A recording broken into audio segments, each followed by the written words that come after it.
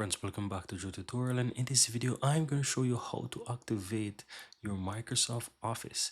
As you can see on my screen, I have a fresh installation of Microsoft Office. I'm going to go ahead and activate it. So just simply click and close after the installation process is completed, and from here you can go ahead and search for it on your computer. So you can go ahead and you can type in, for example, Word, and you will find the word there. So if you go ahead and open that, so once you go ahead and open up Microsoft Office, you will see at the top that it says that it needs to be activated.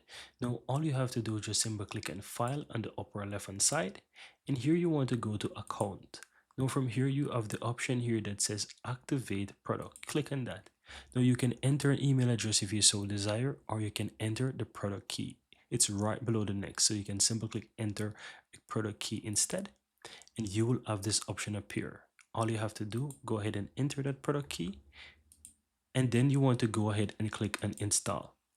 And here you will see that it identifies the product key, and here you'll get a pop-up that says Word has successfully activated. Please restart in order for everything to work perfectly fine. So go ahead and click on OK, and you want to go ahead and close Microsoft Office or Microsoft Word. Now here you want to go ahead and find the Microsoft tool again, which is the Word or whichever one you choose.